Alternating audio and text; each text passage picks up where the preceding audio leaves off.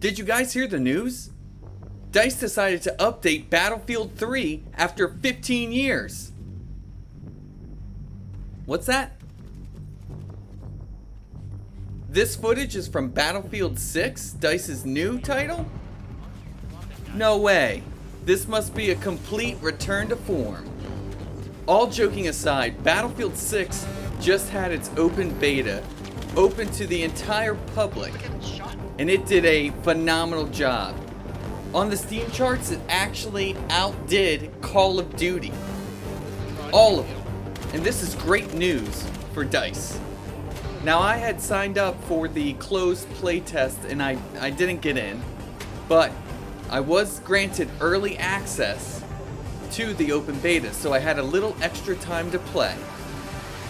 Except I had a very busy weekend and people came over and I had to work. So I didn't get to play as much as I wanted to, but I did get to play a good amount. And today I wanted to share with you my thoughts and my experiences from the game. Which, you know, my thoughts are very deep. You're going to get a lot out of this video. I'm sure of it. Like and subscribe. Please.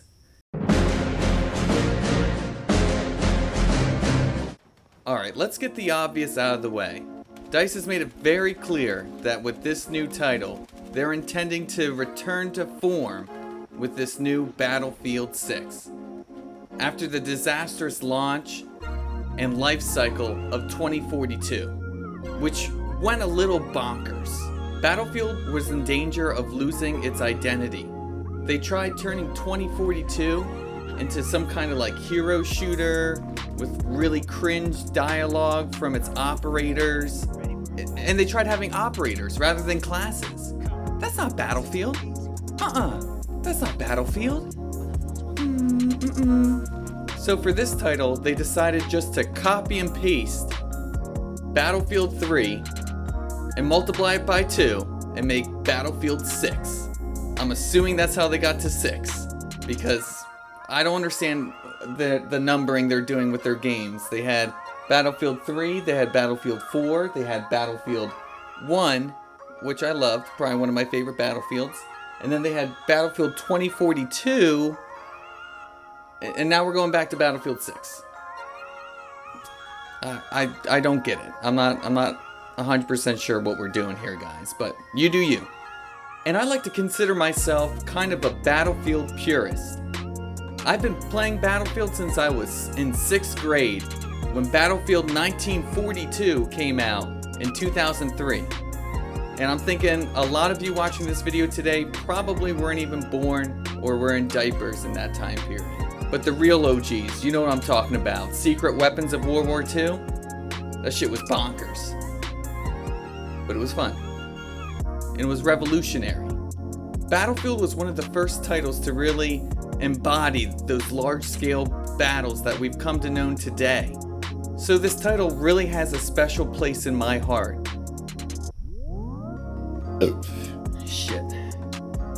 So that's why it makes me so sad to see that they fell so far from grace with 2042. And even with Battlefield 5, the title before 2042. I didn't even buy that one. That launch trailer or that announcement trailer with like the robotic arm girl, but it's set in World War II. That was just a fucking disaster, and I didn't want to be a part of it, and I was having fun with Battlefield 1, so I just stuck with Battlefield 1. It just really warms my heart seeing that Battlefield is beginning to find its roots again and lean into what they are. They've brought classes back, gotten rid of operators. Bye-bye. And they've brought back that traditional class system where you have your assault, you have your support, you have your engineer, and you got your freaking snipers. But that's not to say there isn't any controversy going on with the class system. Let's get into it. So the big controversy around this new title is that DICE decided to allow classes to pick any weapon they want. And the community was in an uproar about this for whatever reason. the keyboard warriors were typing away. These people consider themselves Battlefield purists, and they think that classes should be restricted on what weapons they use. It gives these classes a sense of identity. But for me personally, and I know with this opinion, I'm probably going to get roasted in the comment section. I don't care, it's good for the algorithm. But I like the freedom of being able to choose different guns for classes. I don't see a major problem with this system. But props to DICE, they came up with a workaround to satisfy both those keyboard warriors and myself. Well, at least they fixed this for the Conquest mode. But they have two different servers. One type for people who want freedom, and, you know, another group for people that like conformity and like restrictions. Restricted people, you guys can go here and you can have your classes restricted. And you guys who like, you know, weapon freedom, you guys can go into this server. Speaking of game modes, my favorite game mode in any Battlefield series was Battlefield 1's Operations. This thing absolutely slapped. It set one team to be the attackers and the other team to be the defenders. And the attackers would try to take 2 points, and if the defenders didn't hold it, they'd get pushed back and keep getting pushed back, where they would hold their ground and the game would be over and the attackers would run out of reinforcements.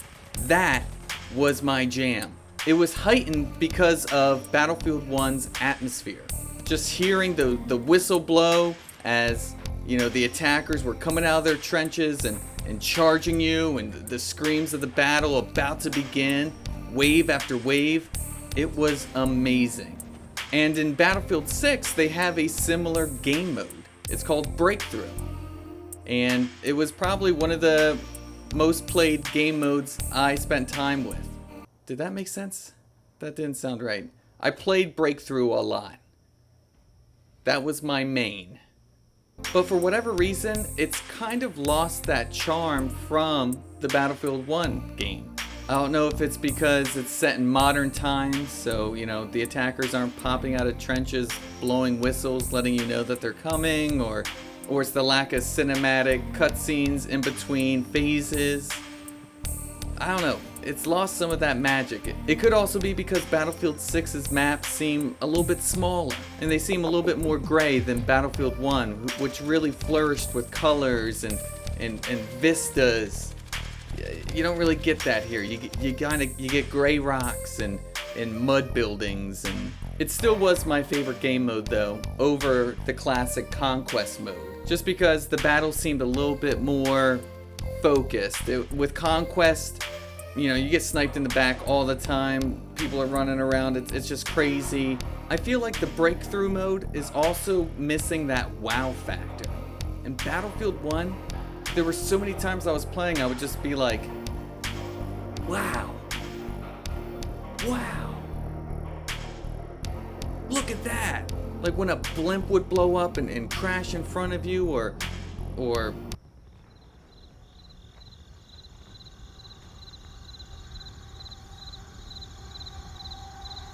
it just had these moments that are kind of missing in Battlefield 6. Granted, this is an open beta. They could release more maps, more bigger maps. So I'll hold out for the full release to make my full judgment on the Breakthrough mode. Now let's talk about the biggest surprise for me during this beta. It was my enjoyment level of the Domination mode. If you don't know what Domination is, it's basically just a standard Call of Duty match.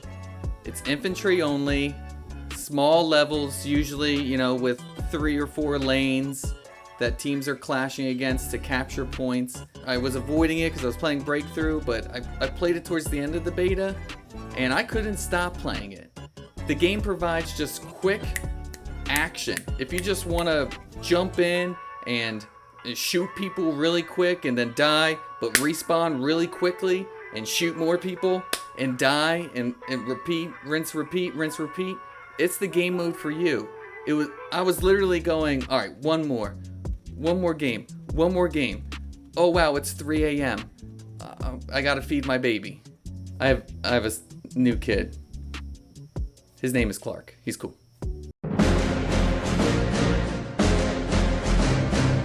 So let's talk about performance and how this game was able to handle that 500,000 player count on Steam, plus all the people playing on console. And in my experience, I had a great time. I didn't have any crashes. The game didn't stutter. I mean, buildings are literally crumbling around you. And I was getting, I don't know, 30 or 60 frames a second. I don't know. I don't know my frames. I don't really care about that. But it was running smoothly. There was no jittering, no hiccups. It's got me very excited for the full release. I'm hoping it's as smooth as that.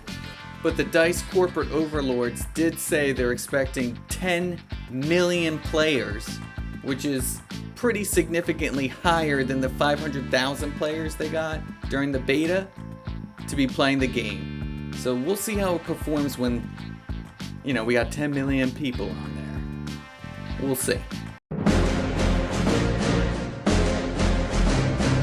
All in all, I did feel like this was a return to form for the Battlefield series. If not, a carbon copy.